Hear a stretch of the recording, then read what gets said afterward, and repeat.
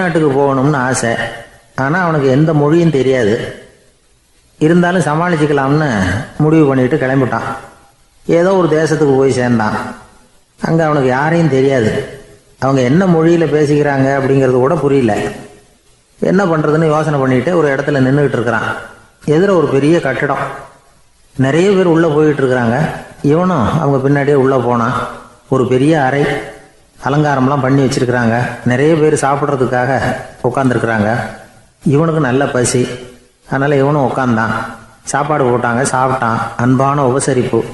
இவன் மனசு உள்ள நினச்சிக்கிட்டான், இது ஏதோ அரசருடைய அரண்மனை மாதிரி தெரியுது, இன்னைக்கு ஏதோ விருந்து நடக்குது, நல்ல வேளை நம்ம பசியும் தீர்ந்தது அப்படின்னு நினச்சிக்கிட்டே நிமிர்ந்து பார்க்குறான்.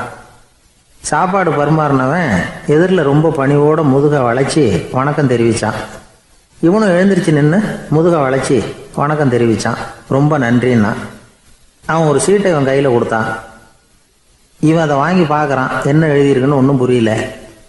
சரி, இந்த நாட்டில் தங்களுடைய நன்றியை சீட்டில் எழுதி தான் கொடுப்பாங்க போல இருக்கு அப்படின்னு நினச்சிக்கிட்டு மறுபடியும் நன்றின்னா. ஆனால் அவன் காசை கொடுங்கன்னான். ஏன்னா அது ஒரு ஹோட்டல், இவன் சாப்பிட்டதுக்கான பில் அது. இவன் அதை புரிஞ்சிக்கவே இல்லை. நன்றின்னு அந்த சீட்டில் எழுதி கொடுக்குறாங்க போல இருக்கு அப்படின்னு நினச்சிக்கிட்டு அதை வாங்கி சட்டை பையில் பத்திரமா வச்சுக்கிட்டு பரவாயில்லைங்க ரொம்ப மகிழ்ச்சின்னா. ஒரு வெளிநாட்டுக்காரனுக்கு இவ்வளவு தூரம் மரியாதை பண்ணுறீங்களே, எங்கள் ஊருக்கு போனதும் உங்களை பற்றி நிறைய சொல்லுவேன் அப்படின்னா. இவன் என்ன சொல்கிறான்னு அவனுக்கு புரியல. இவனை பிடிச்சி அழைச்சிட்டு போய் முதலாளி முன்னாடி நிறுத்தினான். நாம் சொன்னதில் இவனுக்கு ரொம்ப பெருமையாக இருக்கணும் போல இருக்கு, அதுதான் பெரிய இடத்துக்கு அழைச்சிட்டு வந்திருக்கிறான் அப்படின்னு இவன் நினச்சிக்கிறான். அவரும் பில்லுக்கான பணத்தை கொடுங்கிறாரு. பரவாயில்லைங்க ரொம்ப மகிழ்ச்சி நன்றிங்கிறான் இவன். அவரு பார்த்தார், இவனை நீதிமன்றத்துக்கு அனுப்பி வச்சுட்டார். இவன் என்ன நினச்சிக்கிட்டான், நம்மளை இந்த ஊர் ராஜா முன்னாடியே அழைச்சிக்கிட்டு வந்து நிறுத்தி இருக்கிறாங்க போல இருக்கு, என்ன ஒரு பெருந்தன்மை அப்படின்னு நினச்சிக்கிறான். நீதிபதி சொன்னார், சாப்பிட்டதுக்கான பணத்தை கொடுத்துரு, இல்லைன்னா அதுக்கான தண்டனையை அனுபவிக்க வேண்டி இருக்கும்னார். ராஜாவே நமக்கு நன்றி சொல்கிறாரு போல இருக்கு அப்படின்னு நினச்சிக்கிறான் இவன். என் மகிழ்ச்சிக்கு எல்லையே இல்லைங்க அப்படின்னா. அவர் பார்த்தார், இவனுக்கு தண்டனை கொடுக்க வேண்டியது தான் அப்படின்னு முடிவு பண்ணார். உடனே தீர்ப்பு எழுதினார். இவனை கழுதையில் பின்புறமாக உட்கார வைங்க, இவன் ஒரு மோசடிக்காரன் அப்படின்னு ஒரு போர்டு எழுதி அவன் கழுத்தில் மாட்டுங்க, அப்புறம் அந்த கழுதையை ஊர் பூரா விரட்டுங்க அப்படின்னார். இவனுக்கு தான் மொழி புரியலையே, ஏதோ நடக்குது அப்படிங்கிறது மட்டும் புரியுது. எல்லாரும் சேர்ந்து இவனை ஒரு கழுதை மேலே உட்கார வச்சாங்க. ஓஹோ, நம்மளை பாராட்டி ஒரு ஊர்வலம் நடத்துகிறாங்க போல இருக்கு அப்படின்னு நினச்சிக்கிறான் இவன். எல்லாரும் சத்தம் போட்டுக்கிட்டே கையை தட்டிக்கிட்டு கழுதை பின்னாடி ஓடி வர்றாங்க. இவனுக்கு ரொம்ப உற்சாகமாக இருக்குது. எல்லாருக்கும் கை கூப்பி வணக்கம் சொல்லிக்கிட்டே போகிறான். கூட்டத்தில் திடீர்னு ஒரு தெரிஞ்ச முகம் தெரியுது. அவனுடைய தேசத்தை சேர்ந்த ஒரு ஆள் அவன். அவனை பார்த்ததும் இவனுக்கு ரொம்ப உற்சாகம். நம்ம ஊருக்கு போனதும் இங்கே நமக்கு கிடைச்ச மரியாதையெல்லாம் உண்மைதான்னு சொல்கிறதுக்கு ஒரு சாட்சியும் கிடைச்சிட்டுது அப்படின்னு நினச்சிக்கிறான். அவனை பார்த்து கத்தனான், நல்லா பார்த்துக்க, இந்த ஊர் மக்கள் எனக்கு எப்படிப்பட்ட வரவேற்பு கொடுக்குறாங்கங்கிறத நல்லா கவனிச்சுக்கோ அப்படிங்கிறான். அவனுக்கு அவமானமாக போட்டுது. தலையை குனிஞ்சுக்கிட்டே நழுவி போயிட்டான். இவன் பார்த்தான், அவன் தலை தெரியல. ஆகா, அவனுக்கு நம்ம மேலே பொறாமை போல இருக்கு, அதனால தான் காணாமல் போயிட்டான் அப்படின்னு நினச்சிக்கிறான். இப்படி ஒரு வேடிக்கை கதையை பெரியவங்க சொல்கிறது உண்டு. கதை வேடிக்கையாக இருந்தாலும் இதில் உள்ள கருத்து என்ன தெரியுமா?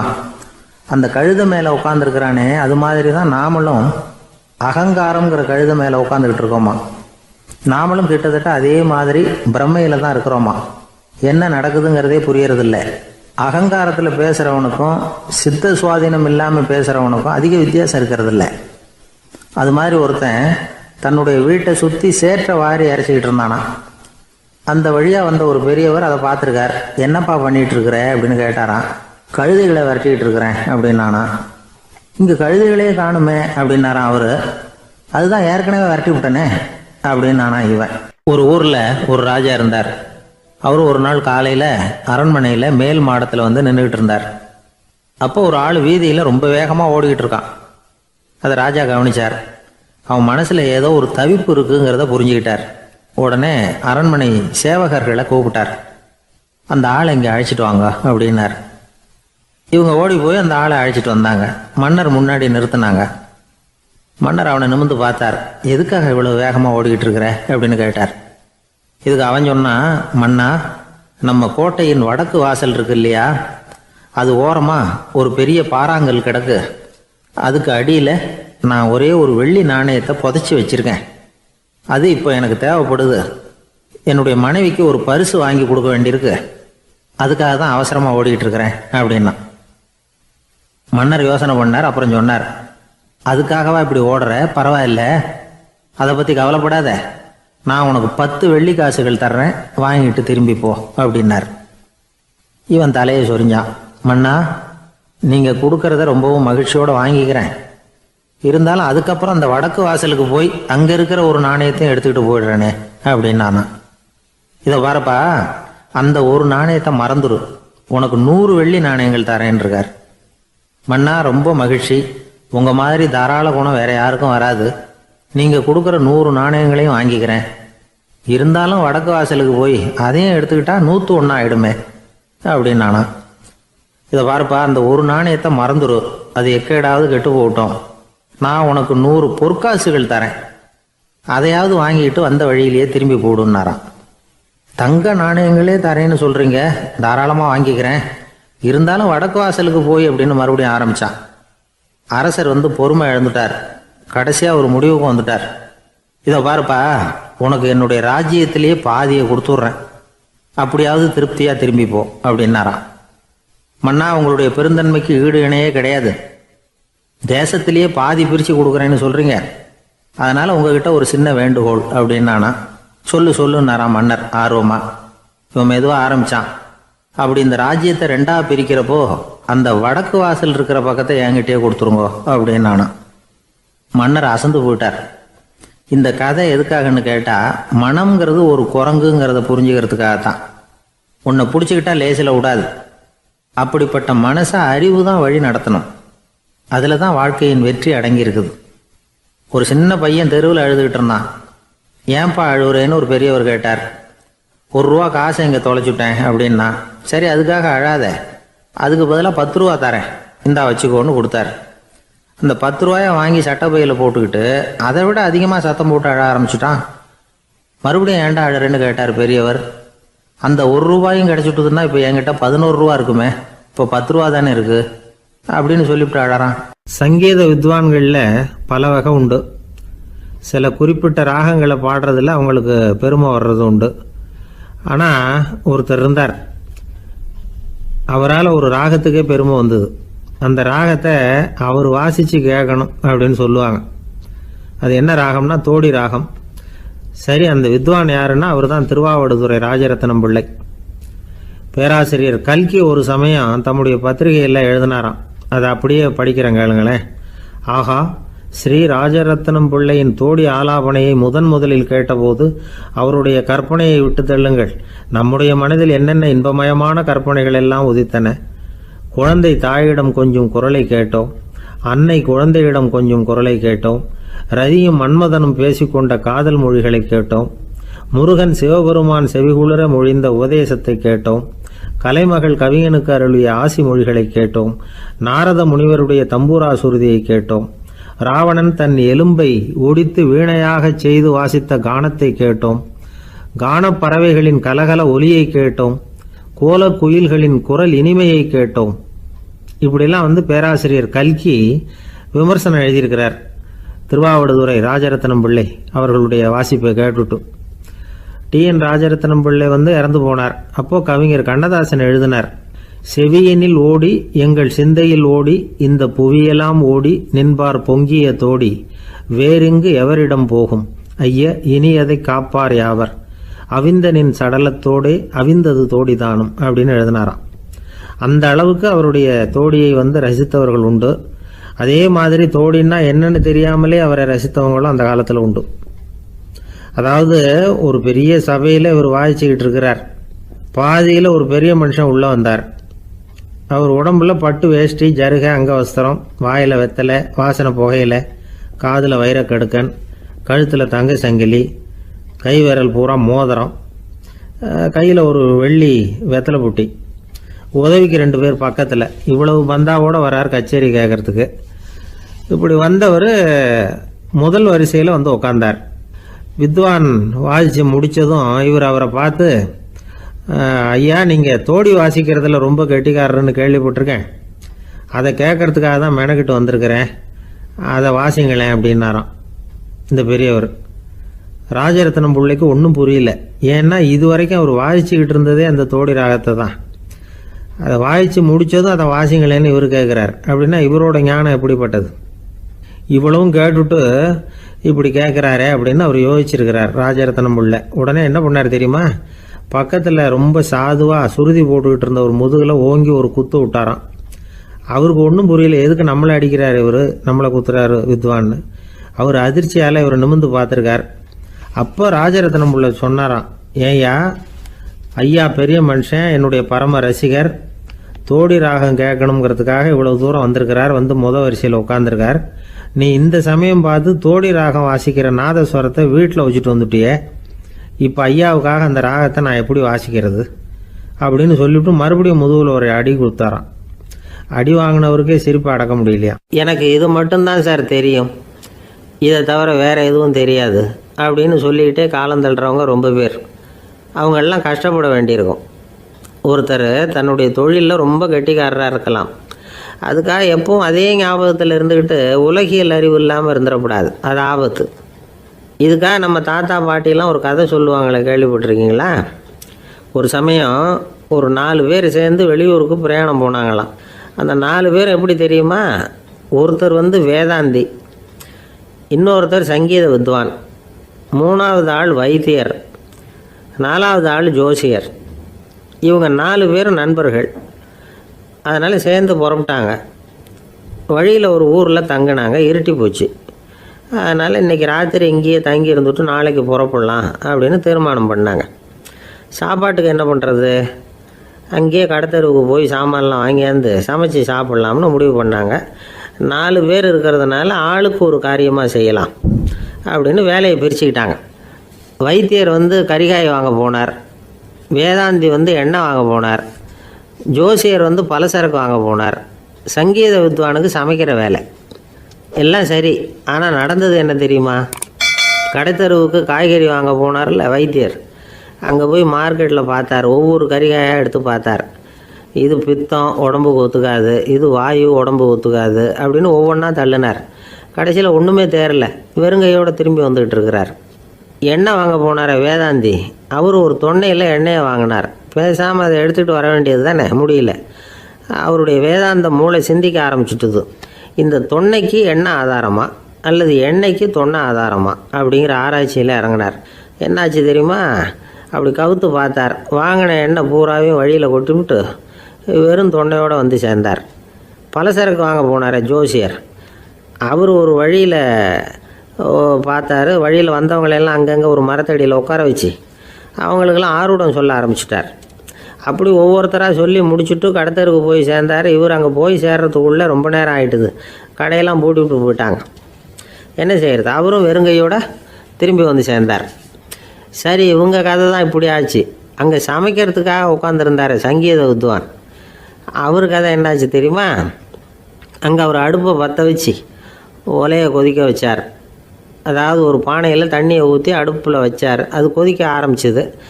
தண்ணி கொதிக்கிற சத்தம் இருக்குதுல்ல, அது இவருக்கு தாளம் போடுறது மாதிரி இருந்தது. ஒரே குஷி, பாட ஆரம்பிச்சிட்டார். பாடிக்கிட்டே உற்சாகமாக கையில் இருந்த கரண்டியால் அந்த பானையில் தட்டினார், தாளம் போடுறதா நினச்சிக்கிட்டு. அவ்வளவுதான், பானை பட்டுன்னு உடஞ்சி போச்சு. தலையில் கையை வச்சுக்கிட்டு அவரும் உட்காந்துட்டார். எந்த தொழில் தெரிஞ்சாலும் சரி, அதை புத்திசாலித்தனமாக பயன்படுத்த தெரியலன்னா ஆபத்து தான். அதுக்காக தான் இந்த கதை. ஒரு பஸ்ஸு டிரைவர் ரொம்ப கெட்டிக்காரர். பஸ்ஸை ரொம்ப திறமையாக ஆபத்து இல்லாமல் ஓட்டினதுக்காக பரிசுலாம் வாங்கினவர். அவரே ஒரு படகு ஓட்டுறதுக்காக அழைச்சிட்டு போயிருக்கிறாங்க, மோட்டார் படகு. அதையும் ரொம்ப திறமையாக தான் ஓட்டிகிட்டு போயிருக்கிறாரு. நடுக்கடலில் போனதும் படகு நின்று போச்சு. மோட்டாரில் ஏதோ கோளாறு. என்ன செய்யலாம் அப்படின்னு அந்த டிரைவரை கேட்டிருக்கிறாங்க படகுல இருந்தவங்கெல்லாம். அப்போ அவர் சொன்னாராம், கவலைப்படாதீங்க, ஒன்றும் பிரச்சனை இல்லை, எல்லாரும் கொஞ்சம் கீழே இறங்கி பின்னாடி தள்ளுங்க, மோட்டார் ஸ்டார்ட் ஆகிடும் அப்படின்னாராம். இமயமலை அடிவாரத்தில் ஒரு மடம். அங்கே ஒரு சன்னியாசி இருந்தார். அவர்கிட்ட ஒருத்தர் வந்தார். சுவாமி, ஆசையை உதற நினைக்கிறேன், முடியல, ஒட்டிக்கிட்டே வருது அப்படின்னாராம். இப்படி உட்கார, ஒரு கதை சொல்கிறேன் அப்படின்னு சொல்லி அவர் சொல்ல ஆரம்பித்தாராம். அவர் சொன்ன கதை என்னென்னா, ஒரு ஊரில் ஒரு ஆள் இருந்தான். அவன் பேர் குப்புசாமி. அவங்ககிட்ட எப்பவும் ஒரு பழைய தொப்பி இருக்கும், விடவே மாட்டான். அதனால் அவனை எல்லாரும் தொப்பி சாமி அப்படின்னு தான் கூப்பிடுறது வழக்கம். ஒரு புது தொப்பி வாங்கிக்கப்படாதாப்பா அப்படின்னு நண்பர்கள்லாம் சொல்லி பார்த்தாங்க. பணத்துக்கு எங்கே போவேன் அப்படின்னு விட்டானா. பணம் வச்சுருக்கான், செலவு பண்ண மனசு வரல. மகா கஞ்சன். பழைய பாட்டில்கள்லாம் வாங்கி விற்றுக்கிட்டு இருந்தான். அப்படி ஒரு தடவை பழைய கண்ணாடி சாமான்களை ஏலத்தில் எடுத்தப்போ அதில் ஒரு அருமையான சென்ட்டு பாட்டில் கிடச்சிது. உடனே ஒரு ஐடியா பண்ணான். அந்த சென்ட்டை சின்ன சின்ன பாட்டில்களில் அடைச்சி ஜன்னல் ஓரமாக அடுக்கி வச்சுட்டான். அதை விற்றா நிறைய பணம் கிடைக்குமே, அதனால். இதுக்கு இடையில் ஒரு நாள் அவன் அப்படியே உட்காந்துருந்தான். அந்த நேரம் நண்பன் வந்தான். ஏண்டா உன் பழைய தொப்பியை மாற்றப்படாதா, ஊரில் எல்லோரும் கேலி பேசுகிறாங்களே உன்னை தொப்பி சாமின்னு அப்படின்னு சொல்லி கேட்டிருக்கான். இந்த சென்ட்டு பாட்டில் விற்றதும் பணம் வரும், அதுக்கப்புறம் பார்க்கலாம் அப்படின்னு நானா இவன். சரி வா நீச்சல் குளத்துக்கு போயிட்டு வருவோம் அப்படின்னு கூப்பிட்ருக்கான் நண்பன். 2 பேரும் போனாங்க. அதே நேரம் அந்த ஊர் நீதிபதியும் அங்கே குளிக்க வந்தாராம். அவர்கிட்ட இருந்தது விலை வசந்த ஒரு புது தொப்பி. அதை அங்கே இருந்த ஸ்டாண்டில் மாட்டிவிட்டு குளிக்க போனார். இதுக்கிடையில் குப்புசாமி குளிச்சுட்டு வந்தான். அவனுடைய பழைய தொப்பியை காணலை. அந்த புது தொப்பியை பார்த்தா இது நண்பனுடைய வேலை தான் அப்படிங்கிறதாக புரிஞ்சுக்கிட்டு அதை எடுத்து மாட்டிகிட்டு வந்துட்டான். நீதிபதி குளிச்சுட்டு வந்து பார்க்குறாரு, தொப்பியை காணும். போலீஸில் புகார் கொடுத்தார். அவங்க தேடினாங்க. ஒரு மூலையில் பழைய தொப்பி கிடச்சிது. அடடா இது நம்ம குப்புசாமியோட தொப்பி இல்லையா அப்படின்னு நானா ஒருத்தன். உடனே அவன் வீட்டுக்கு தேடிட்டு போயிருக்காங்க. அங்கே போய் பார்த்தா புது தொப்பி அங்கே இருக்குது. உடனே அவனுக்கு 1000 ரூபா அபராதம் போட்டாங்களாம். அவன் பணத்தை கட்டிவிட்டு ரொம்ப எரிச்சலோடு வீட்டுக்கு வந்தான். பழைய தொப்பி கண்ணில் பட்டது. மறுபடியும் உன்னால் தானே எனக்கு 1000 ரூபா நஷ்டம் அப்படின்னு சொல்லி அதை எடுத்துக்கிட்டு அப்படி போயிருக்கான். அந்த ஊர் குளத்தில் வீசி எரிஞ்சிட்டு வந்துட்டான். அது மீன் பிடிக்கிற ஒருத்தன் கையில் சிக்கிச்சு. அவன் வர்ற வழியில் அதை எடுத்து வேகமாக வீசி எறிஞ்சான். அது நேராக குப்புசாமி வீட்டு ஜன்னல் வழியாக உள்ளே இந்த சென்ட்டு பாட்டில்கள் மேலே விழுந்து எல்லாம் உடஞ்சி நொறுங்கி போச்சு. குப்புசாமி பார்த்தான். தோட்டத்தில் ஆழமாக ஒரு குழியை வெட்டினான். அந்த தொப்பியை போட்டான், மூடிவிட்டான். இதை அடுத்த வீட்டுக்காரன் பார்த்தான். ஏதோ புதையல் தான் வச்சுருக்கான் போல இருக்குன்னு நினச்சான். போலீஸில் போய் புகார் கொடுத்துட்டான். மறுபடியும் போலீஸ் குழியை தோண்டினாங்க. பழைய தொப்பி மறுபடியும் வெளியில் வந்தது. எல்லோரும் சிரிக்கிறாங்க. அன்னைக்கு ராத்திரியே அந்த தொப்பியை எடுத்துக்கிட்டு நேராக புறப்பட்டான். ஒரு கல்லில் அதை சேர்த்து கட்டி குடிநீர் தொட்டி இருக்கும்ல அதில் போட்டுட்டு வந்துட்டான். இனிமேல் என்ன பண்ணும் பார்ப்போன்னு. ஒரு நாள் திடீர்னு குழாயெல்லாம் அடைப்பட்டு போச்சு. மாநகராட்சி அலுவலர்கள் என்னன்னு பார்த்தா அந்த பழைய தொப்பி குழாயை அடைச்சிக்கிட்டு இருக்குது. இது குப்புசாமியோட தொப்பிங்கிறது தான் எல்லாருக்கும் தெரியுமே. உடனே குடிநீரை பாழாக்கணத்துக்காக குப்புசாமிக்கு கோர்ட்டு 2500 ரூபா அபராதம் போட்டுவிட்டுது. அதையும் கட்டிவிட்டு வெளில வந்தான். கடைசியாக முடிவு பண்ணான். ஒரு நெருப்பு குச்சியை கிழிச்சான். தொப்பியை கொளுத்தினான். எரிஞ்சுது. எடுத்து வெளில எரிஞ்சான். கொஞ்ச நேரத்தில் தீ அணைப்பு படம் வந்துட்டுது. ஆமாம், இவன் எடுத்து எரிஞ்சது வெளியில் விழுந்து வீட்டு கூரையே பற்றிக்கிட்டு எரிய ஆரம்பிச்சுட்டுது. அவனோட பணத்தாசையும் அதோடு சேர்ந்து எரிஞ்சு போச்சான். இப்படி ஒரு கதை. இந்த கதையை சொல்லி முடித்தார் அந்த இமயமலை அடிவாரத்தில் இருந்த சன்னியாசி. இப்போ அந்த குப்புசாமி எங்கே இருக்கிறான்னு கேட்டார் எதிரில் இருந்தவர். இதோ உன் எதிரிலே இருக்கிறான், நான் தான் அந்த குப்புசாமி அப்படின்னாரான் அந்த சன்னியாசி. அந்த குப்புசாமி கிட்ட இருந்தது மாதிரி ஒரு பழைய தொப்பி நம்ம ஒவ்வொருத்தர்கிட்டையும் உண்டு. அதை எப்படி தொலைக்கிறதுன்னு தெரியாமல் தடுமாறிக்கிட்டு இருக்கிறோம். அது என்ன தொப்பிங்கிறீங்களா? அதுதான் நம்மை சூழ்ந்திருக்கிற மாயை அப்படிங்கிறார் சுவாமி சின்மயானந்தர். மெய்ஞானம் கிடைக்கிறப்போ மாயை எரிஞ்சு போகும் அப்படிங்கிறது அவருடைய கருத்து. நம்மால் ஒருத்தர் வேகமாக ஓடி வந்தார். காலில் மாட்டியிருந்த பழைய செருப்பு 2 ஆவேசமாக தூக்கி ஒரு கிணத்துல போட்டுட்டு வெறுங்காலோடு நடந்து வந்துக்கிட்டு இருக்கிறார். ஏன் அப்படி பண்ணீங்க அப்படின்னு கேட்டோம். அந்த செருப்புக்கு சொந்தக்காரன் பின்னாடி வந்துக்கிட்டு இருக்கிறான், அதனால் அப்படி பண்ணேன் அப்படிங்கிறார் இவர். வாழ்க்கையில் சில சந்தர்ப்பங்களில் நாம் சில அவமானங்களை சந்திச்சே தீர வேண்டியிருக்கு. என்ன பண்ணுறது, காலம் அப்படி. அவமானப்படுறவங்க உடனே அடங்கி போய்டுறது தான் உலக வழக்கம். அவமானப்பட்டால் உடனே சீறி எழறவங்களும் உண்டு. ஆனால் அதையே ஒரு சவாலாக எடுத்துக்கிட்டு முன்னுக்கு வர்றவங்களும் சில பேர் இருக்கிறாங்க. அவங்க ரொம்ப அபூர்வம். இன்றைக்கி மனோதத்துவ நிபுணர்கள்லாம் என்ன சொல்கிறாங்க தெரியுமா? அவமானப்பட்டுட்டா உடனே அடங்கி போயிடக்கூடாதான். அதையே ஒரு சவாலாக எடுத்துக்கிட்டு மனசில் ஒரு வைராக்கியத்தோடு முயற்சி பண்ணினா வாழ்க்கையில் எல்லாரும் முன்னேறலாமா. அவமானங்கிறத நாம் வைராக்கியமாக மாற்றிக்கணும். அதுதான் வெற்றிக்கு வழி. ராமர் இந்த பூமியில் பிறந்ததே ஒரு வைராக்கியத்தினால தான் சார் அப்படின்னார் ஒருத்தர். எப்படிங்க அது அப்படின்னு கேட்டேன். அவர் சொன்னார், தசரதருக்கு ராமர் குழந்தையாக பிறக்கணும், அப்போ தான் இங்கே இருக்கிற கஷ்டங்கள்லாம் நீங்கும் அப்படின்னு சர்வ லோகமும் எதிர்பார்த்துக்கிட்டு இருக்குது. ஆனால் அவர் எப்போ வந்து பிறப்பார் அப்படின்னு யாருக்கும் தெரியல. அந்த காரியம் சீக்கிரம் நடக்கணுமே, அதுக்கு என்ன பண்ணுறது? நாரதர் வந்தார் ஒரு நாள் தசரதரை தேடி. தசரதா, உனக்கு ஒரு செய்தி தெரியுமான்னு ஆரம்பித்தார். அவர் எப்பவும் இப்படித்தானே ஆரம்பிக்கிறது வழக்கம். என்ன விஷயம்னு கேட்டார் தசரதர். தசரதா, நீ அடிக்கடி உன்னோட தேரில் ஏறிக்கிட்டு தேவலோகத்துக்கு போகிற, அங்கே போகிற வர்ற எல்லாம் பண்ணிகிட்ருக்க, எல்லாம் சரி. தேவலோகத்துலேயும் உன்னை நல்லபடியாக தான் வரவேற்கிறாங்க. தேவேந்திரன் உன்னை பிரியமாக அழைச்சிட்டு போய் தன்னுடைய அரியாசனத்திலேயே தனக்கு பக்கத்திலேயே உட்கார வைக்கிறான்.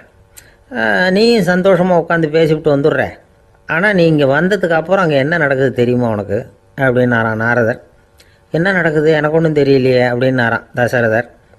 நாரதர்கிட்ட வந்து கிட்டத்தில் வந்து கேட்டிருக்கார், கொஞ்சம் சொல்லுங்கள் என்னது அப்படின்னு. அவர் ஒரு நெருங்கி வந்தாரான் நாரதரும். மெதுவாக அவர் காதோட காதாக சொன்னாராம். அதாவது நம்ம பாஷையில் சொல்லப்போனால் பற்ற வைக்கிறார்.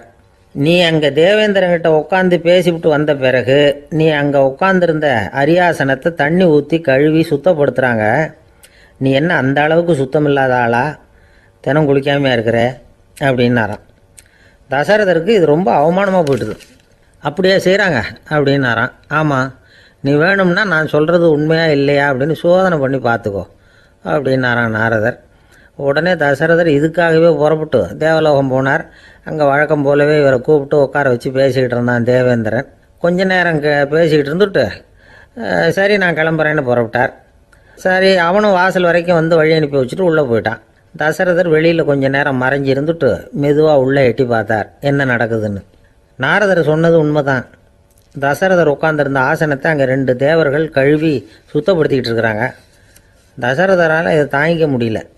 அவருக்கு ரொம்ப அவமானமாக போச்சு. நேராக கிடுகிடுன்னு தேவேந்திரங்கிட்டே போனார். நான் உட்காந்துருந்த இருக்கையே சுத்தம் பண்ணுறியே, நான் என்ன அந்த அளவுக்கு பாவியா அப்படின்னு கேட்டார். ரொம்ப கோபமாக கேட்டார். தசரதரே, மனுஷனுக்கு 3 கடன்கள் உண்டு. தேவ கடன், ரிஷி கடன், பித்ரு கடன். இதை தீர்க்காதவன் பாவியாகிறான். இதில் மகனை பெறுவதால் தான் பித்ரு கடன் தீரும். உனக்கு மகன் கிடையாது, அதனால் நீ பாவி ஆகிற. பாவி உட்காந்துருந்த இடம்ங்கிறதுனால அதை சுத்தம் செய்ய வேண்டியது எங்கள் கடமை அப்படின்னு நானான் தேவேந்திரன். இந்த இடத்துல தசரதருக்கு ஏற்பட்ட அவமானம் ஒரு வைராக்கியமாக மாறிச்சு. தேவேந்திரனே கேட்டுக்கோ, ஒரு மகனை பெற்ற பிறகு தான் இந்த சபையில் மறுபடியும் அடி எடுத்து வைப்பேன் அப்படின்னு சொல்லிவிட்டு போயிட்டாரான். போய் புத்திர காமேஷ் யாகம் பண்ணார். புத்திரர்கள் பிறந்தார்கள். இந்த கதையில் உள்ள கருத்து என்னென்னா, தேவேந்திரன் தசரதரை அப்படி அவமானப்படுத்தலைன்னா அவருக்கு இப்படி ஒரு வைராக்கியம் பிறந்திருக்குமா யோசிச்சு பார்க்கணும். நமக்கு ஏற்படுகிற சில அவமானங்களையும் வைராக்கியமாக மாற்றிக்குவோம். அப்படி மாற்றிக்கிட்டோம்னா வாழ்க்கையில் வந்து முன்னேறலாம். நம்ம ஆளுங்க சில பேர் அவமானத்தை வந்து வைராக்கியமாக மாற்றிக்கிறது எப்படி தெரியுமா? நம்மக்கிட்ட ஒரு பையன் சொன்னான், எங்கள் அப்பா என்னை எல்லாருக்கும் முன்னாடி வச்சு திட்டிவிட்டார், பொறுப்பு இல்லாமல் ஊர் சுற்றுறேன்னு சொல்லி அவமானப்படுத்தி விட்டார். இனிமேல் நீ என் முகத்திலேயே முழிக்காதரா போடான்னு வேற சொல்லிவிட்டார். எனக்கு ரோஷம் வந்துட்டுது. அந்த அவமானத்தை வைராக்கியமாக மாற்றிக்கிட்டேன். அன்னையிலேருந்து அவர் முகத்திலேயே முழிக்கிறதில்ல அப்படின்னா. அப்படியான்னு கேட்டோம். ஆமாங்க, அவர் வீட்டில் இல்லாத நேரமாக பார்த்து உள்ள சமையல் கட்டுக்கு போய் சாப்பிட்டுட்டு நைஸாக வெளியில் வந்துடுவேன் அப்படிங்கிறான் அவன். ஒரு கடைக்கு போனேன், 5 ரூபா பணத்தை எடுத்து கொடுத்தேன். ஒரு தினசரி பத்திரிக்கையை கேட்டேன். அவர் உடனே அங்கே அடுக்கி வச்சுருந்த பத்திரிகையில் ஒன்று எடுத்து என் கையில் கொடுத்தார், வாங்கிக்கிட்டேன். மீதி பணத்தை எடுத்தார், அதையும் என் கையில் கொடுக்கணும்ல, கொடுக்கல. எதிரில் இருந்த பலகையில் வச்சு எடுத்துக்க சொன்னார். எப்பவும் அவர் அப்படி தான் பண்ணுவார். நானும் எடுத்துக்கிட்டு வந்துடுவேன். இவர் ஏன் இப்படி பண்ணுறாருங்கிறது எனக்கு ரொம்ப நாளாக ஒரு சந்தேகம். ஒரு நாள் அவர்கிட்டயே இதை கேட்டுவிட்டேன். ஏங்க, நீங்கள் உங்கள் கடைக்கு வந்து பொருள்கள் வாங்குறவங்களுக்கு நீங்கள் பாக்கி சில்லறையை கொடுக்குறப்போ பலகையில் வச்சு விட்றீங்க, கையில் கொடுக்க மாட்டேங்கிறீங்களே, ஏன் அப்படின்னு கேட்டேன். காசை கையில் கொடுத்தா நம்மக்கிட்ட இருக்கிற லட்சுமி போயிடுவா சார் அப்படின்னார். அதாவது பணம் செலவாயிடும் அப்படின்னு அர்த்தமா. இன்னொரு நண்பர், அவர் ஒரு நாள் வழக்கத்துக்கு மாறாக ரொம்ப சோகமாக உட்காந்துருக்கிறார். ஏங்க என்னாச்சு, ஏன் இப்படி கப்பலே கவிழ்ந்தது மாதிரி உட்காந்துருக்குறீங்க அப்படின்னு கேட்டேன். கப்பலே கவிழ்ந்திருந்தா கூட நான் இப்படி கவலைப்பட மாட்டேன் சார், வேற ஒன்று நடந்து போச்சுன்னார். என்னன்னு கேட்டேன். என் உச்சந்தலையில் பல்லி ஒன்று விழுந்துட்டுதுன்னார். அதுக்காகவா இப்படி அப்படின்னு ஆச்சரியப்பட்டேன். ஆமாங்க, பல்லி உச்சந்தலையில் விழுந்தால் பலன் என்னன்னு பஞ்சாங்கத்தில் பார்த்தேன், மரணம்னு போட்டிருக்கு அப்படின்னு சொல்லிவிட்டு அவர் தொடர்ந்து கவலைப்பட ஆரம்பிச்சிட்டார். இப்படியும் ஒருத்தர். என் கூட வேலை பார்க்குற ஒருத்தர் எப்படி தெரியுமா, தினமும் வலது காலை வச்சு தான் ஆஃபீஸுக்கு உள்ளே நுழைவார். என்னைக்காவது தவறுதலாக இடது காலை வச்சு உள்ளே வந்துட்டார்னா அன்னைக்கு பூரா மனசு சங்கடப்படுவார். எந்த வேலையும் சரியாக ஓடாது. கேரம் போர்டு ஆடுற ஒருத்தர் எப்போ ஆட உட்காந்தாலும் ஸ்ட்ரைக்கரை கை தவறி கீழே விழுற மாதிரி பண்ணி அதுக்கப்புறம் அதை எடுத்துக்கிட்டு ஆட உட்காருவார். ஏன்னா எப்போவோ ஒரு தடவை நிஜமாகவே அது கை தவறி கீழே விழுந்திருக்குது. அன்னைக்கு பிரமாதமாக ஜெயிச்சுட்டார். உடனே ஒரு முடிவுக்கு வந்துட்டார், கை தவறுனா லாபம் அப்படின்னு. அதுக்கப்புறம் அதையே பழக்கமாக்கிக்கிட்டார். பூனை குறுக்க போனால் சகுனம் சரியில்லைன்னு நினைக்கிறவங்க உண்டு. ஆனால் ஒருத்தர் எப்படி தெரியுமா, அவர் வெளியில் கிளம்புற சமயம் பக்கத்து வீட்டு ரேடியோவில் மியாவ் மியாவ் பூனைக்குட்டின்னு பாட்டு சத்தம் கேட்டால் கூட போதும், சகனம் சரியில்லைன்னு பிரயாணத்தை கேன்சல் பண்ணிவிடுவார். இப்போ இவ்வளவும் எதுக்கு சொல்கிறோம்னா, அளவுக்கு மீறின சகுன நம்பிக்கைகள் இருக்குது பாருங்கள், இதோட பயமும் சேர்ந்துக்கிட்டதுன்னு வச்சுக்கோங்க, இது ஒருத்தருடைய மனநிலையை பாதிச்சிடும். இது உளவியல் நிபுணர்கள் சொல்கிற கருத்து. வாழ்க்கையே தடுமாற வச்சிரும். பாதுகாப்பு இல்லாத உணர்வு, ஒரு விதமான டிப்ரெஷன் மனநிலை, இதெல்லாம் தான் இதுக்கு காரணமாக அமையலாம். சில பேர் காய்கறி நறுக்க கத்தியை கையில் எடுத்தால் கூட நேரம் சரியாக இருக்கா அப்படின்னு பார்த்துட்டு தான் வேலையை ஆரம்பிக்கிறது வழக்கம். அறிவு தான் மனசுக்கு வாத்தியாராக இருக்கணும். அப்போ தான் வாழ்க்கை நிம்மதியாக இருக்கும். அறிவு மனசு சொல்கிறபடியெல்லாம் கேட்க ஆரம்பிச்சுட்டுதுன்னா இடைஞ்சல் தான். ஒருத்தருக்கு 7ஆம் நம்பர் தான் ராசியான நம்பரான். 7ஆம் தேதி தான் எந்த காரியத்தையும் ஆரம்பிப்பாராம். 7 எழுத்து வர்றது மாதிரி பேரை மாற்றி வச்சுக்கிட்டார். 7 மணிக்கு தான் தினமும் எழுந்திருப்பார். 7ஆம் நம்பர் வீட்டில் தான் குடியிருக்கார். கல்யாணம் கூட 7ஆம் தேதி தான் பண்ணிக்கிட்டார். அவர் ஒரு நாள் குதிரை பந்தயத்துக்கு போனாராம். குதிரையோட பேரையெல்லாம் பார்த்தார். ஒரு குதிரையோட பேர் 7 எழுத்தில் அமைஞ்சிருந்தது. 7 தானே இவருக்கு அதிர்ஷ்ட நம்பர். அதனால் உடனே அது பேரில் பணத்தை கட்டினார். பந்தயம் நடந்தது. என்ன சார் ஆச்சுன்னு கேட்டாங்க. நான் பணம் கட்டின அந்த என்னோட குதிரை 7ஆவதாக சேர்ந்தது சார் அப்படின்னாராம் சோகமாக. ஒரு ஊரில் ஒரு ராஜா இருந்தார். அவர் ஒரு பூனை வளர்த்தார். ரொம்ப செல்லமாக அவர் அந்த பூனையை வளர்த்தார். அவர் என்ன பண்ணுவார் தெரியுமா, இரவு நேரத்தில் அந்த பூனையோட தலையில் ஒரு விளக்கை வச்சுருவார். அந்த பூனை ரொம்ப ஜாக்கிரதையாக அந்த விளக்கு கீழே விழுந்துடாமல் பார்த்துக்கும். தலையை ஆட்டாமல் ரொம்ப நிதானமாக ராஜா பின்னாடி நடந்து போய்கிட்டே இருக்கும். அந்த விளக்கு வெளிச்சத்தில் எல்லா வேலைகளையும் செஞ்சுருவார். கையில் ஒரு விளக்கை தனியாக எடுத்துகிட்டு போக வேண்டிய அவசியமே இல்லை. விளக்கை தூக்கிட்டு போகிற வேலையை அந்த பூனை பார்த்துக்கும். அதனால் ராஜாவுக்கு அந்த பூனை மேலே ரொம்ப பிரியம். மந்திரிகளையெல்லாம் கூப்பிட்டு அவங்கக்கிட்ட சொல்லுவார், பார்த்தீங்களா இந்த பூனை எவ்வளவு விசுவாசமாக நடக்குது, என் பேரில் எவ்வளவு மரியாதை பார்த்தீங்களா அதுக்கு அப்படிம்பார். இதை கேட்டுவிட்டு அங்கேருந்து அமைச்சர்களில் ஒருத்தர் சொன்னார், மன்னா நீங்கள் சொல்கிறது சரிதான், இருந்தாலும் இந்த பூனையோட விசுவாசத்தை நாம் கொஞ்சம் சோதித்து பார்க்க வேண்டியிருக்கு அப்படின்னாராம். சரி, உங்கள் ஆசையை ஏன் கெடுக்கணும், நல்லா சோதிச்சு பாருங்கள் அப்படின்னு சொல்லிவிட்டார் ராஜா. உடனே அந்த அமைச்சர் என்ன பண்ணார் தெரியுமா, எங்கேயோ புறப்பட்டு போனார். ஒரு 5-6 எலிகளை பிடிச்சிட்டு வந்தார். அரண்மனையில் ராஜா ஏதோ வேலை பார்த்துக்கிட்டு இருக்கிறாரு. பக்கத்தில் அந்த பூனை ரொம்ப பணிவாக நின்றுக்கிட்டு இருக்குது. அது தலையில் விளக்கு எரிஞ்சிக்கிட்டு இருக்கு. அமைச்சர் தான் பிடிச்சிட்டு வந்த எலிகளை அந்த பூனை பார்வையில் படுறது மாதிரி எதிரில் விட்டார். அந்த எலிகள்லாம் அங்கேயும் இங்கேயும் ஓட ஆரம்பிச்சிது. அதை பார்த்தது பூனை, அவ்வளவுதான். தலையில் இருக்கிற விளக்கை பற்றியும் கவலைப்படலை, ராஜாவை பற்றியும் கவலைப்படலை. ஒரே பாய்ச்சலாக பாஞ்சு எலிகளை துரத்த ஆரம்பிச்சுட்டுது. தலையில் இருந்த விளக்கு எங்கேயோ போய் விழுந்தது, அணைஞ்சு போச்சு. இருட்டில் ராஜா தடுமாற ஆரம்பிச்சுட்டார். இந்த சமயத்தில் அந்த அமைச்சர் மறுபடியும் விளக்கை ஏற்றினார். வெளிச்சம் வந்தது. அதுக்கப்புறம் அந்த அமைச்சர் பேசினார், அரசே, பூனையோட விசுவாசத்தை பார்த்தீங்களா, எலி அது கண்ணில் படுற வரைக்கும் தான் விசுவாசமாக இருந்தது. அது மாதிரி எலியை பார்த்ததும் எல்லாத்தையும் விட்டுட்டு அதை துரத்த ஆரம்பிச்சுட்டு பார்த்தீங்களா. தான் அந்த பூனையை பற்றி நினச்சது தப்புங்கிறது அதுக்கப்புறம் தான் அந்த ராஜாவுக்கு புரிஞ்சுதான். சரி, இப்போ எதுக்கு இந்த கதையெல்லாம் அப்படிங்கிறீங்களா, இந்த பூனை மாதிரி தான் நம்ம மனசும். மனசை எவ்வளவு தான் பயிற்சி கொடுத்து பக்குவமாக வச்சுருந்தாலும் பார்க்குறதுக்கு பரமசாது மாதிரி தான் இருக்கும். பார்க்க வேண்டியதை பார்த்துட்டுதுன்னா பாஞ்சிரும். இந்த பூனை மாதிரி புலன் இன்ப பொருள்கள் கிட்டாத வரைக்கும் மனம் அடங்கி இருக்கிறது மாதிரி தான் தெரியும். கொஞ்சம் வாய்ப்பு கிடைச்சாலும் அது குதிக்க ஆரம்பிச்சிடும், தப்பு பண்ண ஆரம்பிச்சிடும். பெரிய பெரிய முனிவர்கள் வாழ்க்கையில் நடந்த வீழ்ச்சி இதை தான் நிரூபிக்குது. புலன்களின் ஆற்றல் அதிகம். அதனால் மனக்கட்டுப்பாடு பயிற்சிகளில் ரொம்ப எச்சரிக்கையாக இருக்கணுங்கிறார் சுவாமி சிவானந்தர். மது பழக்கத்தையே விட்டுவிட்டேன்னு உறுதியாக இருப்பான். கடை கண்ணில் பட்டுவிட்டதுன்னா கால் அவனை கேட்காமலே இழுத்துக்கிட்டு உள்ளே போயிடும். இதுதான் மனசுங்கிறது. அதுதான் அந்த ராஜா வளர்த்த பூனை. நம்மால் ஒருத்தன் அந்த ராஜா பூனை தலையில் விளக்க வச்சது மாதிரி இவன் தன்னுடைய தலையிலேயே ஒரு விளக்கை ஏற்றி வச்சுக்கிட்டு என்னத்தையோ தேட ஆரம்பித்தான். தேடிக்கிட்டு இருக்கிறான். தலையை ஆட்டாமல் நிதானமாக நடந்து ரொம்ப நேரமாக தேடிட்டு இருக்கிறான். அந்த சமயம் அங்கே வந்த ஒருத்தர் என்னத்தை தேடுறீங்கன்னு கேட்டார். அதுதான் மறந்து போச்சு அப்படின்னு இழுத்தான். சரி, கொஞ்சம் இப்படி உட்காருங்க, ஞாபகம் வந்ததும் தேட ஆரம்பிக்கலாம் அப்படின்னார் அவர். இவன் கொஞ்ச நேரம் உட்காந்து யோசித்தான். அப்புறம் திடீர்னு எழுந்திரிச்சான். ஞாபகம் வந்துட்டுதுன்னா. என்னன்னு கேட்டார். எங்கள் வீட்டில் இருந்த விளக்கை எங்கே வச்சேன்னு தெரியல, அதை தான் தேடிக்கிட்டு இருக்கிறேன், ஏற்றி வைக்கலாம்னு பார்க்குறேன் அப்படின்னா. இந்த உலகத்தில் நாம் நல்லபடியாக இருக்கணும்னா அதுக்கு முக்கியமாக தேவைப்படுறது ரெண்டு. ஒன்று செல்வம், இன்னொன்று அறிவு.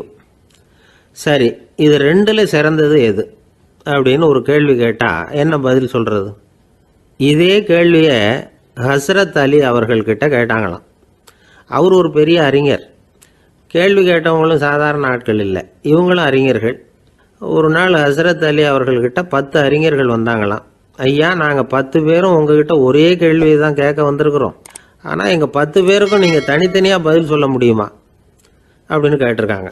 அதாவது அவங்க ஒரே கேள்விக்கு இவர்கிட்ட இருந்து 10 விதமான பதில் எதிர்பார்க்குறாங்க. சரி கேளுங்க, என்ன கேள்வி அப்படின்னார் அவர். அப்போ தான் அவங்க கேட்டாங்களாம், செல்வம் அறிவு இது ரெண்டில் சிறந்தது எது? இதுதான் கேள்வி. ஹஸ்ரத் அலி என்ன பண்ணார் தெரியுமா? அவங்கள ஒவ்வொருத்தராக கூப்பிட்டார். ஒவ்வொரு விதமான பதிலை சொல்லி அனுப்புனார். முதல்ல ஒருத்தரை கூப்பிட்டார். சொன்னார், அறிவுங்கிறது தீர்க்கதரிசிகள், ஞானிகள், மகான்கள் இவங்களோட பரம்பரை சொத்து. ஆனால் செல்வம்ங்கிறது கொடுங்கோலரின் ஆயுதம். அதனால் அறிவு தான் சிறந்தது அப்படின்னார். 2வது ஆளை கூப்பிட்டார். உங்ககிட்ட செல்வம் இருந்தால் நீங்கள் தான் அதை காப்பாற்றணும், ஆனால் அறிவு உங்களை எப்பவும் காப்பாற்றும். ஆகவே அறிவு தான் சிறந்தது அப்படின்னார். 3வது ஆளை கூப்பிட்டார். செல்வந்தனுக்கு எப்போதும் விரோதிகள் அதிகம், ஆனால் அறிஞனுக்கு நண்பர்கள் அதிகம். அதனால் அறிவு தான் சிறந்ததுன்னார். அடுத்தவரை கூப்பிட்டார். செல்வம் அடுத்தவங்களுக்கு கொடுக்க கொடுக்க குறையும், ஆனால் கல்விங்கிறது அதிகரிச்சுக்கிட்டே வரும், கொடுக்கறதுனால குறையாது. அதனால் அறிவு தான் சிறந்ததுன்னார். இன்னொருத்தரை கூப்பிட்டார். அறிவுள்ளவன் எப்பவும் அதை அடுத்தவங்களுக்கு வாரி வழங்கிக்கிட்டே இருப்பான், அதனால் அவங்ககிட்ட தாராளத்தன்மை இருக்கும். ஆனால் செல்வந்தன்கிட்ட கஞ்சத்தனம் தான் இருக்கும், அதனால் அறிவு தான் சிறந்ததுன்னார். 6வது நபரை கூப்பிட்டார். செல்வத்தை கள்வர்கள் திருடிட்டு போக முடியும், ஆனால் அறிவை அப்படி திருடிட்டு போக முடியாது அப்படின்னார். 7வது நபரை கூப்பிட்டார். செல்வம் கால ஓட்டத்தில் அழிஞ்சிரும், ஆனால் அறிவை கால ஓட்டம் ஒன்றும் பண்ண முடியாது, ஆகவே அறிவே சிறந்ததுன்னார். 8வது ஆளை கூப்பிட்டு சொன்னார், செல்வத்துக்கு எப்பவும் எல்லை உண்டு, நிறைவு உண்டு, அளவு உண்டு, கணக்கு உண்டு. ஆனால் அறிவுக்கு அப்படிப்பட்ட எல்லை எதுவும் கிடையாது, அதனால் அதுதான் சிறந்ததுன்னார். அடுத்தவனை கூப்பிட்டார். செல்வம் உள்ளத்தில் உள்ள ஒளியை போக்கிவிடும், இருட்டை உண்டாக்கிவிடும், விரிந்த மனப்பான்மையை குறுகலாக்கிவிடும். ஆனால் அறிவு அப்படி இல்லை, இருண்ட உள்ளத்தில் ஒளியை பாய்ச்சி அதை விசாலப்படுத்துது, அதுதான் சிறந்ததுன்னார். கடைசியாக 10வது நபரை கூப்பிட்டார். செல்வம் மனசில் செருக்கை உண்டாக்குது, ஆணவத்தை ஏற்படுத்துது, அதனால் நானே கடவுள்னு நினைக்கிற அளவுக்கு மனுஷனை தாழ்த்தி விடுது. ஆனால் அறிவு பணிவையும் பண்பாட்டையும் வளர்க்குது, அதனால் அறிவு தான் சிறந்ததுன்னார். ஆக இப்படி 10 பேருக்கும் 10 விதமாக பதில் சொன்னது மூலமாக ஹஸ்ரத் அலி அவர்கள் அறிவு தான் செல்வத்தை விட சிறந்தது அப்படிங்கிறதுக்கு 10 காரணங்களை சுட்டி காட்டியிருக்கார். அந்த அறிஞர் 10 பேர் கேட்ட ஒரே கேள்விக்கு 10 பதில் சொன்னார்.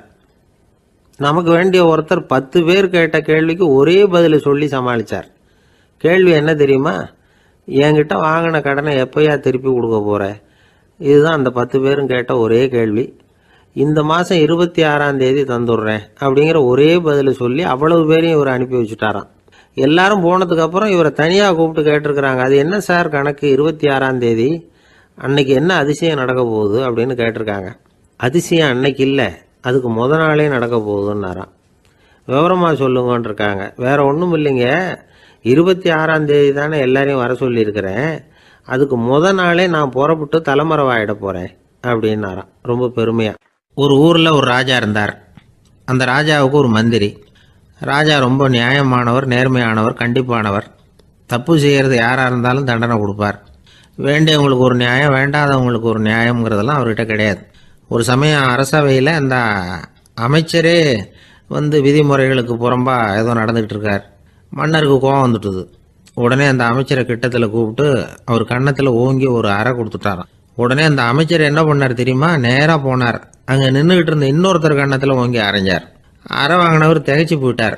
இவர் ஏன் நம்மளை வந்து அரைகிறார் அப்படின்னு யோசனை பண்ணார். மன்னரும் திகைச்சு போயிட்டார். நாம இவரை அரைஞ்சா அதுக்காக இவர் போய் இன்னொருத்தர் அரையணுமா அப்படின்னு யோசனை பண்ணார். இவருக்கு என்ன பைத்தியமானு கூட நினைக்க ஆரம்பிச்சுட்டார்.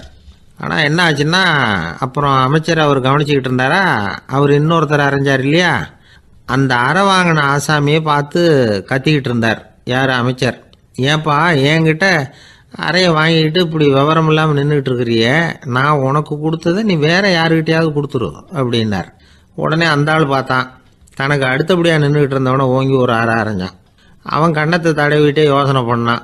இது ஏதோ புரிஞ்சுக்கிட்ட மாதிரி அடுத்தாப்புல நின்றுக்கிட்டு இருந்தவனை அரைஞ்சான். இப்படி இந்த அறை வந்து மாறி மாறி போய்கிட்டே இருக்குது. ஊரு பூரா பிரயாணம் பண்ண ஆரம்பிச்சுட்டுது. அன்னைக்கு ராத்திரி அந்த ராஜா படுக்கிறதுக்காக போனார். அந்த நேரம் பார்த்து அவர் கன்னத்தில் பலார்னு ஒரு அறை விழுந்தது. நம்மளே அரையிறது யாரு அப்படின்னு அதிர்ச்சியோட மன்னர் திரும்பி பார்க்குறாரு. அரைஞ்சது அவரோட மனைவி. என்னாச்சு உனக்குன்னு கத்துனார் ராஜா. உங்களுக்கு தெரியாதா, ஊர் பூரா ஒருத்தர் மாற்றி ஒருத்தர் மூலமாக இந்த அறை வந்து பிரயாணம் பண்ணிட்டு வருது அப்படின்னாங்க அந்த அம்மா. அப்படின்னா ஆரம்பித்த இடத்துக்கே வந்துட்டுதா அப்படின்னாராம் மன்னர். என்ன சொல்கிறீங்கன்னு கேட்டிருக்காங்க. இவர் விவரத்தை சொன்னாராம். அப்படின்னா நீங்கள் ஆரம்பித்து வச்ச இந்த விளையாட்டை நான் முடிச்சு வச்சுட்டேன் அப்படின்னாங்களாம் அந்த அம்மா. மறுநாள் காலை மறுபடியும் அரசவை கூடிச்சு அந்த அமைச்சர் மன்னரை பார்த்து கேட்டார். என்ன மகாராஜா, என்கிட்ட கொடுத்ததை திருப்பி வாங்கிட்டீங்களா அப்படின்னாராம். இப்படி நடக்கும்னு நான் எதிர்பார்க்கவே இல்லைன்னார் மன்னர். ஆனால் நான் எதிர்பார்த்தேன். அது எங்கே போயிட போகுது, ஊர் பூரா சுற்றி கடைசியில் உங்ககிட்ட தான் வந்து சேரும் அப்படிங்கிறது எனக்கு தெரியும் அப்படின்னார் அமைச்சர். இந்த கதை வந்து வேடிக்கையாக இருந்தால் கூட இதில் உள்ள கருத்து முக்கியமானது. இந்த உலகத்தில் பல கருத்துக்கள் இப்படி தான் மாறி மாறி சுற்றி வந்துக்கிட்டே இருக்குது. நம்மால் ஒருத்தன் தன்னுடைய நண்பன் ஒருத்தனை கடத்தரில் பார்த்தான். உடனே ஓடி போய் பலார்னு ஒரு அறை கொடுத்தானான். அவன் கண்ணத்தை தடவிட்டு ஏன்டா என்ன அரைஞ்சேன்னு கேட்டிருக்கான். நீ ஏன்டா என்னை முட்டாள்னு என் மனைவிட்ட போய் சொன்னேன் அப்படின்ட்டுருக்கான் அவன். உன்னை ஒரு முட்டாள்னு சொன்னதுக்காகவா நீ என்ன அரைஞ்ச அப்படின்னு கேட்டிருக்கான் இவன். டேய், நான் அதுக்காக அறையலப்பா, அது ஒரு பெரிய ரகசியம். நான் முட்டாளுங்கிறது அந்த ரகசியத்தை நீ வந்து ஏன் எங்கள் வீட்டில் போய் சொன்னேன், அதுக்காக தான் அரைஞ்சேன் அப்படின்னு நான் அவன். ஒரு இலக்கிய கூட்டம் ஏற்பாடு பண்ணியிருக்கிறோம், நீங்கள் அவசியம் வந்து அதில் பேசணும் அப்படின்னு கேட்டுக்கிட்டார் ஒருத்தர். வேணாங்க, 4 பேருக்கு முன்னாடி வந்து நிற்கிறதுனா எனக்கு ரொம்ப கூச்சமாக இருக்கும் அப்படின்னாரு இவர். ஏன் சார் இன்னமும் குழந்த மாதிரி கூச்சப்படுறீங்களே அப்படின்னார் அவர் ஒரு மாதிரியாக சமாளித்து அனுப்பி வச்சுட்டு அதுக்கப்புறம் அதை பற்றி இவர் யோசித்து பார்த்துருக்கார். சில நிபுணர்கள் எழுதியிருக்கிறத படித்தும் பார்த்துருக்கிறார். மனோதத்துவ நிபுணர்கள் என்ன சொல்கிறாங்க தெரியுமா? 10லேருந்து 20% குழந்தைகள் பிறக்கிறப்பவே கூச்ச சுபாவம் கொண்டதாக தான் இருக்குதான். ஒரு தாத்தா தன்னோட பேர பிள்ளைய ஆசையாக கூப்பிடுறார் விளையாட்டு காட்ட, அதை அழுதுகிட்டு ஓடி போகுது. ஒரு அம்மா தன்னோட பிள்ளைய பள்ளிக்கூடத்தில் சேர்க்கறதுக்காக கூப்பிட்டுக்கிட்டு போகிறாங்க. அந்த புள்ள அம்மாவோட முந்தானையில் ஒளிஞ்சிக்கிட்டு வெளில வரமாட்டேங்குது. இவங்களெல்லாம் எப்படி சமாளிக்கிறது? குழந்தைகளோட கூச்ச சுபாவத்தை போக்குறது எப்படி? இதுக்கு நிபுணர்கள் சில யோசனைகளை சொல்லியிருக்கிறாங்க. மற்றவங்களுக்கு முன்னாடி என் பையனுக்கு கூச்சம் ரொம்ப அதிகம் சார், மற்றவங்க பார்த்தா ரொம்ப வெக்கப்படுறான் இப்படி சொல்கிற அப்பாக்கள் உண்டு. என் பையன் புது மனுஷால பார்த்தா அட்டையாக ஒட்டிக்குவான் சார் அப்படின்னு சொல்கிற அப்பாக்களும் உண்டு. இப்படிலாம் குழந்தைகளுக்கு வந்து முத்திரை குத்துறது ரொம்ப தப்பான். புதுசாக யாராவது வீட்டுக்கு வந்தால் குழந்தை தானாக தன்னோட கூச்சத்தையும் பயத்தையும் போக்கிக்கிட்டு சகஜமாக மாறி வர்றதுக்கு வாய்ப்பு கொடுக்கணுமா. ஒரு கூட்டத்துக்கோ அல்லது சொந்தக்காரங்க கல்யாணத்துக்கோ குழந்தைய அழைச்சிட்டு போகிறீங்க, அங்கே போய் கட்டாயப்படுத்தி குழந்தைய மற்றவங்க கிட்ட பேச சொல்லக்கூடாது. சில சமயம் குழந்தை தானாக தன்னுடைய கூச்ச சுபாவத்தை விட்டு பேசுறதுக்கு முன் வந்தால் அதை பாராட்டணும்.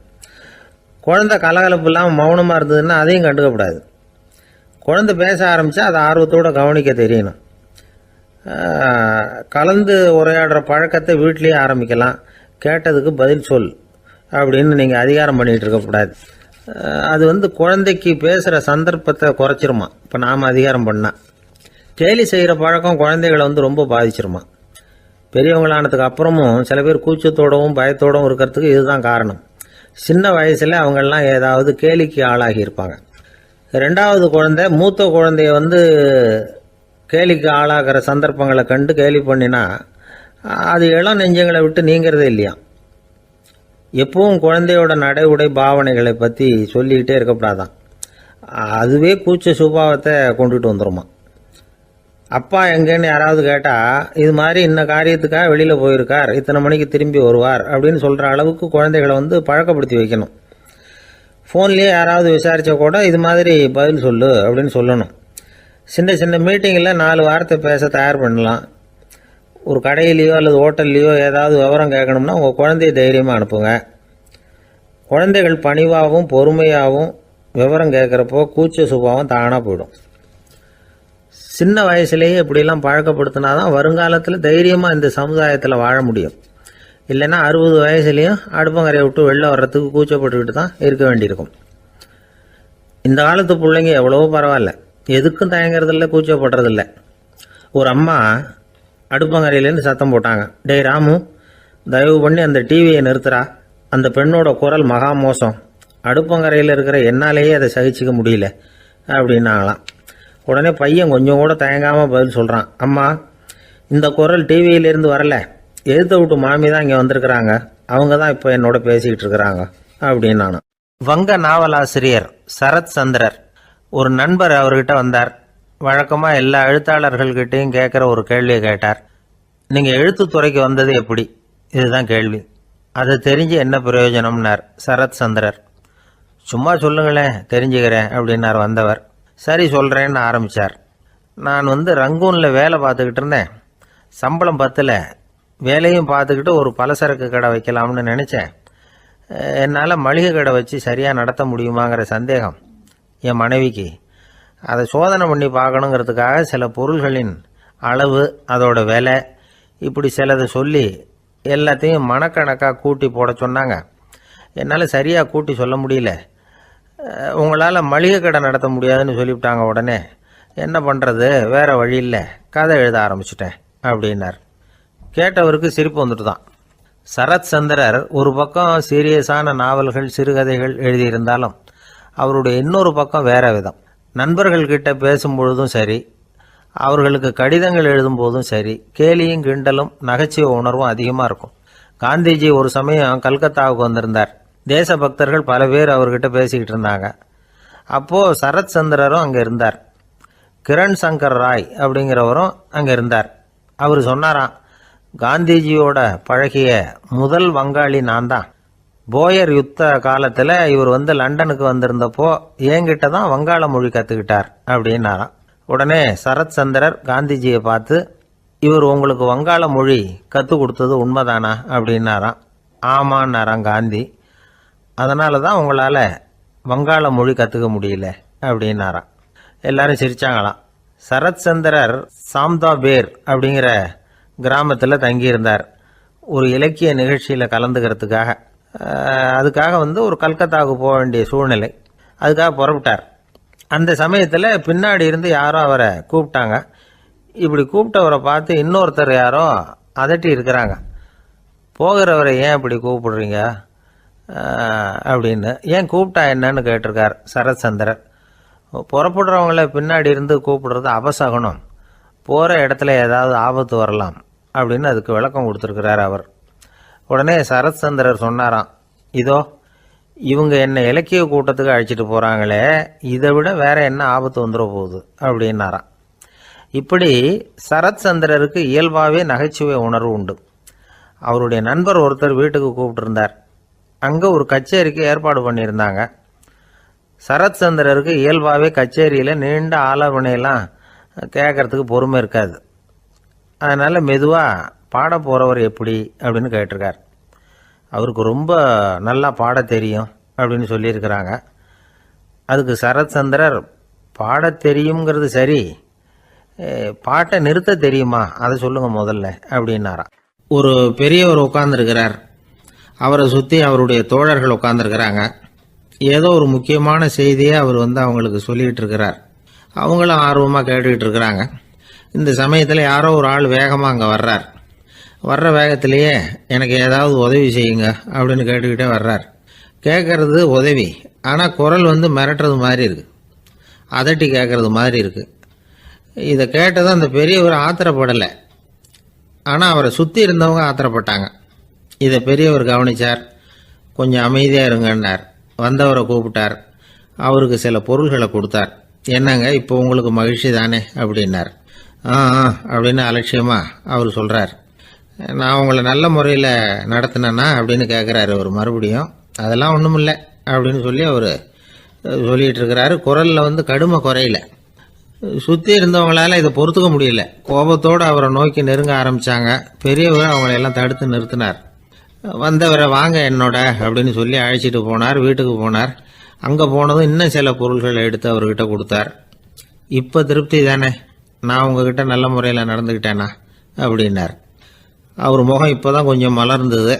ரொம்ப நன்றி, இறைவன் உங்கள் குடும்பத்துக்கு எல்லா நன்மைகளையும் செய்வான் அப்படின்னு சொன்னார். இதே வார்த்தைகளை என்னுடைய தோழர்கள்கிட்டே சொல்லிட்டீங்கன்னா அவங்க கோபம் தணிஞ்சிரும், வர முடியுமான்னார். கண்டிப்பாக வர்றேன் அப்படின்னாரு. மறுநாள் காலையில் அந்த இடத்துக்கு வந்தார். அதே மாதிரி சொல்லிவிட்டு அவர் போயிட்டார். தோழர்கள்லாம் ரொம்ப வியப்போடு பெரியவரை பார்த்தாங்க. அந்த பெரியவர் தான் நபிகள் நாயகம். அவர் சொன்னார், ஒருத்தன் ரொம்ப ஆசையாக ஒரு ஒட்டகத்தை வளர்த்துக்கிட்டு வந்தான். ஒரு நாள் அந்த ஒட்டகம் கயத்தை அறுத்துக்கிட்டு ஓடி போயிட்டுது. அக்கம் பக்கத்தில் இருக்கிறவங்கெல்லாம் அந்த ஒட்டகத்தை பிடிக்கிறதுக்கு முயற்சி பண்ணாங்க. அதை துரத்திக்கிட்டு ஓடினாங்க. ஒட்டகம் தாறுமாறாக ஓட ஆரம்பிச்சுது. இந்த சமயத்தில் ஒட்டகத்தை வளர்த்தவன் அங்கே ஓடி வந்தான். நீங்கள் அதை ஒன்றும் செய்ய வேணாம், விட்டுருங்க. அதோட சுபாவம் எனக்கு நல்லா தெரியும். அதை சுலபமாக என்னோட வழிக்கு கொண்டுட்டு வந்துட முடியும். நான் பார்த்துக்கிறேன், விட்டுருங்க அப்படின்னா. எல்லாரும் விலைக்கு போயிட்டாங்க. இவன் என்ன செஞ்சான் தெரியுமா? கொஞ்சம் புல்லை கையில் எடுத்துக்கிட்டு அந்த ஒட்டகத்தை நெருங்கினான். அவ்வளவுதான். அது ஓடி இவன் காலடியில் உட்காந்துக்கிட்டது. செல்லமாக அதை அப்படியே தடவி கொடுத்தான். முதுகில் ஏறி உட்காந்துக்கிட்டான். அது பாட்டுக்கு சாதுவாக நடந்து போகுது. இந்த கதையை நபிகள் நாயகம் தம்முடைய தோழர்களுக்கு சொல்கிறார். ஒட்டகத்தை மட்டும் இல்லை, சில மனிதர்களையும் கூட சில விதத்தில் அணுகிதான் அவர்களை சீர்திருத்த வேண்டியிருக்குது அப்படிங்கிறத அவங்களுக்கு உணர்த்தினார். இது ஒரு அழகான உளவியல் அணுகுமுறை. சில குடும்ப தலைவர்கள் கூட இந்த ஒட்டகம் மாதிரி நடந்துக்கிறது உண்டு. அப்புறம் அடங்கி போகிறதும் உண்டு.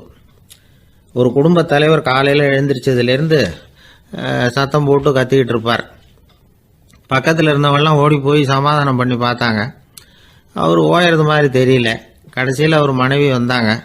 நீங்கள் எல்லாம் விலகி போயிடுங்க, அவர் சுபாவம் எனக்கு தெரியும், நான் பார்த்துக்கிறேன் அப்படின்னாங்க. சரின்னு எல்லாரும் போயிட்டாங்க. சாயந்தரமாக பார்க்குறாங்க, அவர் சத்தம் இல்லாமல் ஒரு மூலையில் உட்காந்துருக்கிறார். ரொம்ப சாதுவா. ஆச்சரியமாக இருந்தது. என்னம்மா பண்ணீங்கன்னு கேட்டாங்க.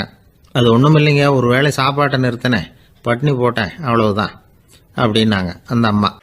அமெரிக்க ஜனாதிபதி ஆப்ரஹாம் லிங்கன் ஒரு நாள் தன்னோட கோச்சு வண்டியில் தலைநகரான வாஷிங்டனுக்கு போயிட்டு இருக்கிறார். கோச்சு வண்டி ஒரு சாலையில் போயிட்டு இருக்கு. அந்த சாலைக்கு ஒரு பக்கத்தில் பயங்கரமான சதுப்பு நிலம். சதுப்பு நிலம்னா அது புதைகுழி, புதை மணல்ங்கிறோம்ல, அது மாதிரி. அந்த சதுப்பு நிலத்தில் யாராவது மாட்டிக்கிட்டா அவ்வளோதான், ஆளை கொஞ்சம் கொஞ்சமாக உள்ள அமுக்கிவிடும். தப்பிச்சு கரையேறது கஷ்டம். அப்படிப்பட்ட நிலம் அது. ஆப்ரஹாம் லிங்கன் ஏதோ ஒரு முக்கியமான அரசாங்க வேலையாக போயிட்டு திரும்பி வந்துகிட்டு இருக்கிறார். அதனால் அந்த சமயத்தில் அவர் விலை வசந்த ஆடைகளை அணிஞ்சிருக்கிறார். அப்படி அவர் அந்த கோச்சு வண்டியில் வந்துகிட்டு இருக்கிறாரு. அந்த சமயத்தில் ஒரு காட்சி அவர் கண்ணில் பட்டுட்டுது. என்ன தெரியுமா? ரோட்டுக்கு பக்கத்தில் இருந்த சதுப்பு நிலத்தில் ஒரு இளம் பன்றி குட்டி சிக்கிக்கிட்டு தவிச்சிக்கிட்டு இருக்குது. பரிதாபமாக கத்திக்கிட்டு இருக்குது. அதை பார்த்தார் லிங்கன். அவருக்கு என்ன மாதிரி ஆயிட்டுது. உடனே வண்டியை நிறுத்த சொன்னார். கீழே இறங்கினார். தன்னோட விலை வசந்த ஆடைகளை பற்றி லட்சியம் பண்ணவே இல்லை. தனக்கே ஆபத்து வரலாம்ங்கிறத பற்றியும் கவலைப்படலை. தான் ஒரு குடியரசுத் தலைவருங்கிறத பற்றியும் அவர் நினச்சி பார்க்கல. நேராக அந்த சதுப்பு நிலம் பக்கமாக போனார். அந்த சேத்துல இறங்கி பன்றிக்குட்டியை காப்பாற்றி கரைக்கு கொண்டுட்டு சேர்த்துட்டார். அதுக்கப்புறம் நிம்மதியாக கோச்சு வண்டியில் ஏறி வெள்ள மாளிகைக்கு சேர்ந்தார். ட்ரெஸ்ஸு, உடம்பு பூரா சேறு சகதி. பார்க்குறவங்களுக்கெல்லாம் ஆச்சரியமாக போச்சு. அவங்களுக்கு ஒன்றும் புரியல. இவர் நேராக ட்ரெஸ்ஸு மாற்றிக்கிறதுக்காக போனார். கோச்சு வண்டி ஓட்டிகிட்டு வந்தவங்கிட்ட போய் எல்லாரும் கேட்டாங்க என்ன ஆச்சு அப்படின்னு. அவர் வர்ற வழியில் நடந்த விவரத்தை சொன்னார். ஆப்ரஹாம் லிங்கனுடைய இந்த இறக்க குணத்தை எல்லாரும் பாராட்டினாங்களாம், புகழ்ந்தாங்களாம். ஆனால் இதுக்கு லிங்கன் என்ன பதில் சொன்னார் தெரியுமா? தயவு பண்ணி இந்த புகழ்ச்சியான பேச்சையெல்லாம் ஒதுக்குங்க, அதெல்லாம் வேணாம். அந்த சின்ன பிராணி சகதியில மாட்டிக்கிட்டு துடிச்சுக்கிட்டு இருந்தது. அதை பார்த்தேன். உடனே என்னுடைய இதயத்துல ஒரு முள்ளு தைச்சது மாதிரி ஒரு உணர்வு. அந்த முள்ளை பிடுங்கி எறிஞ்சேன், அவ்வளவுதான். உண்மையில் அந்த பிராணிக்கு நான் உதவினேங்கிறத விட எனக்கு ஏற்பட்ட இன்னலை போக்கிக்கிட்டேன் அப்படிங்கிறது தான் உண்மை. அதுதான் பொருத்தம். அப்படி இருக்கிறப்போ இதில் புகழறதுக்கு என்ன இருக்குது அப்படின்னாரு ஆபிரகாம் லிங்கன். எவ்வளவு யதார்த்தமான வார்த்தைகள் பாருங்க. இந்த காலத்தில் நம்மளையும் பல பேர் அப்படி உண்டு. நீச்சல் தெரியாத ஒரு ஆள் தண்ணியில் இறங்கிட்டான். தண்ணி ஆழம்ங்கிறது அப்புறமா தான் தெரிஞ்சுது. தத்தளிக்க ஆரம்பிச்சுட்டான். வாழ்னு கத்துறான். கரையில் நின்றுட்டு இருந்த ஒருத்தர் இதை பார்த்தார். உடனே அவருக்கு இதயத்தில் முள்ளு தைச்சது மாதிரி ஒரு உணர்வு. உடனே குபீர்னு தண்ணியில் பாஞ்சார். அவரை காப்பாற்றி கரைக்கு கொண்டுட்டு வந்து சேர்த்தார். இதை பார்த்துக்கிட்டு இருந்த இன்னொருத்தர் காப்பாற்றின அந்த ஆளை பாராட்டி புகழ்ந்தார். என்ன புகழாதீங்க சார் அப்படின்னார் அவர். ஏன்னு கேட்டார் இவர். நான் அந்த ஆளை ஏன் காப்பாற்றினேன் தெரியுமா? அவன் நேற்றுக்கு என்கிட்ட 300 ரூபா கடன் வாங்கியிருக்கிறான். இவன் தண்ணியில் போட்டான்னா நான் கொடுத்த கடனும் தண்ணியில் போடும். அதனால தான் விழுந்து காப்பாற்றினேன் அப்படின்னா அந்த ஆள். ஒருத்தர் இருக்கார், நல்ல உத்தியோகத்தில் தான் இருக்கிறார். ஆனால் எப்போ பார்த்தாலும் முகத்தை வெறுப்பாக வச்சிருப்பார். அப்படியே வருவார் போவார். ஏன் சார் இப்படி இருக்கிறீங்க அப்படின்னு விசாரித்தோம். ஏன்டா இந்த வேலைக்கு வந்தோம்னு இருக்கு சார் அப்படின்னார். உங்கள் வேலை உங்களுக்கு பிடிக்கலையா அப்படின்னு கேட்டோம். இல்லைன்னார். இப்படிப்பட்டவங்க வெற்றிகரமான வாழ்க்கை வாழ முடியாது. இது நிபுணர்கள் கருத்து. வேலையை நேசிக்க தெரிந்தவர்கள் வெற்றி பெறுவார்கள் அப்படிங்கிறாங்க அவங்க. எந்த துறையாக இருந்தாலும் சரி, அந்த துறையில் வெற்றிகரமாக இருக்கிறவங்கள விசாரித்து பாருங்க. எனக்கு என்னுடைய வேலை ரொம்ப பிடிக்கும் அப்படின்னு சொல்கிறவங்களாக தான் இருப்பாங்க. அப்படி இருந்தால் தான் அது வெற்றிகரமாக இருக்க முடியுது அவங்களால. ஒருத்தனுக்கு பிடித்தமான பொழுதுபோக்கே அவனுடைய தொழிலாக இருந்துட்டுதுன்னா அவனை மாதிரி கொடுத்து வச்சவன் வேற யாரும் இல்லை அப்படிங்கிறார் பெர்னாட் ஷா. ஒரு தடவை மன்னர் ஹுமாயூன் உயிரை தண்ணீர் முண்டு ஊற்றுகிற தொழிலாளி ஒருத்தர் காப்பாற்றினாராம் அந்த ஹுமாயூன் உயிரை. உடனே மன்னர் கேட்டிருக்கார், உனக்கு என்ன வேணும்னாலும் கேளு தரேன், உயர் பதவி வேணுமா அப்படின்னு கேட்டாராம். மன்னா, மக்களின் தாகம் தீர்க்கக்கூடிய இந்த பணியை விட உயர்ந்தது உண்டா அப்படின்னாராம் அந்த தொழிலாளி. அவரால் அவருடைய வேலையை நேசிக்க முடிஞ்சுது. அதனால் மகிழ்ச்சியாக இருக்க முடிஞ்சுது. நாமெல்லாம் அப்படி இல்லை. வேலை கிடைக்கிற வரைக்கும் கிடைச்சா போதும் அப்படின்னு இருக்கோம். கிடைச்சதுக்கப்புறம் ஏன்டா அந்த வேலைக்கு வந்தோம்னு ரொம்பவும் அழுத்துக்குவோம்.